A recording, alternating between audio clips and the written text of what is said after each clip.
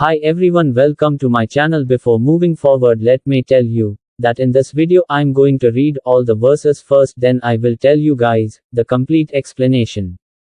Verse 1. In those days John the Baptist came, preaching in the wilderness of Judea. Verse 2. Repent, for the kingdom of heaven has come near. Verse 3. This is he who was spoken of through the prophet Isaiah.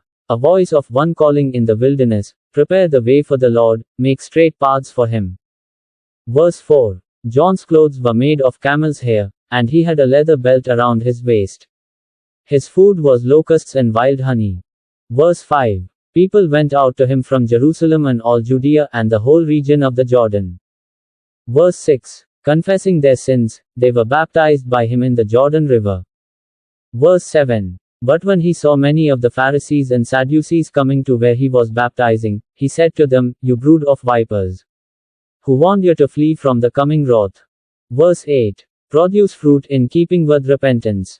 Verse 9. And do not think you can say to yourselves, We have Abraham as our father. I tell you that out of these stones God can raise up children for Abraham.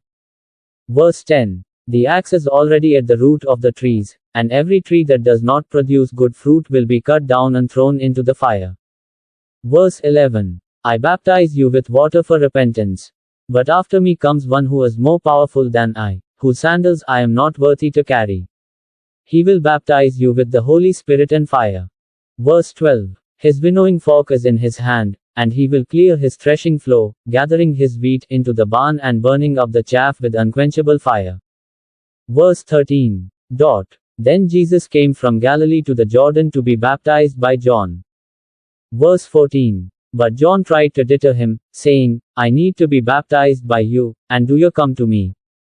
Verse 15. Jesus replied, Let it be so now, it is proper for us to do this to fulfill all righteousness. Then John consented.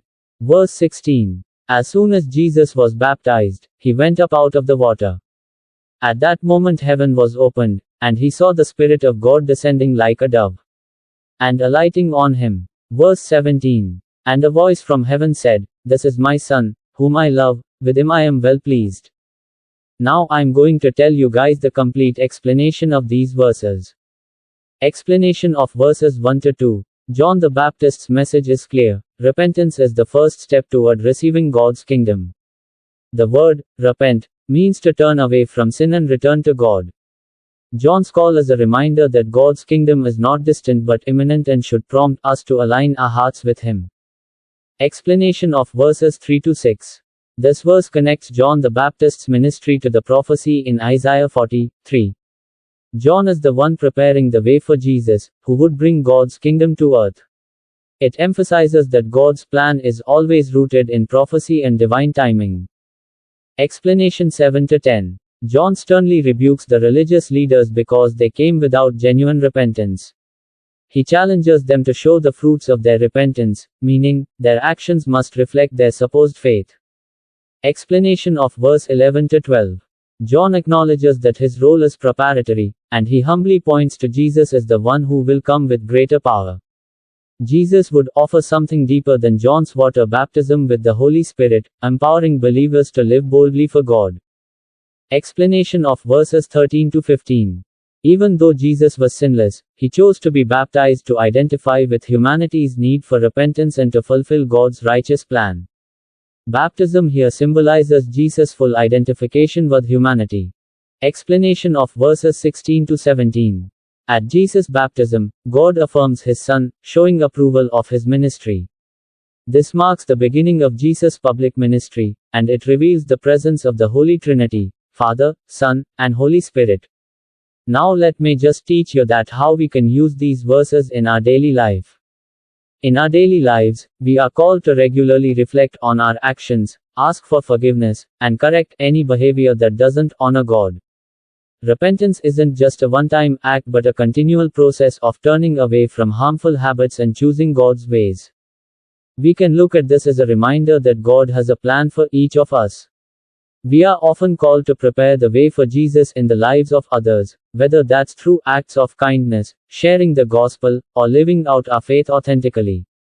This warns us against empty religious rituals or pretending to be spiritually alive when we are not. Genuine faith in God results in a change in how we live, how we treat others, how we act when no one is watching, and how we make decisions based on biblical principles.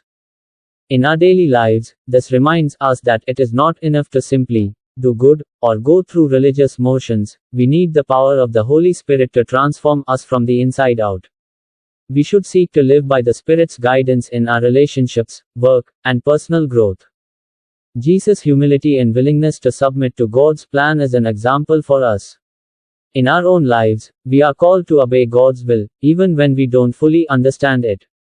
Sometimes, God's plans might seem beyond our grasp or difficult, but trust and obedience lead us into His perfect purpose. I make 6 simple points where you guys can understand the concept of how to use these verses in our daily life accurately. 1. Repentance. We should regularly examine ourselves and turn back to God when we've strayed. Repentance is about a change in direction. 2. Humility. Like John the Baptist, we are called to humbly prepare the way for Christ in our actions and words, reflecting God's love. 3. Genuine faith. Our actions must reflect our inner commitment to God, faith that shows itself through works of love and justice. 4. Obedience to God's plan. We must trust and obey God's plan, even when it seems challenging or unclear. 5. Living by the Spirit. Embrace the Holy Spirit's empowerment to lead a life of godliness, courage, and conviction. 6. God's affirmation. Know that you are deeply loved and accepted by God, and that He is pleased when you strive to live according to His will.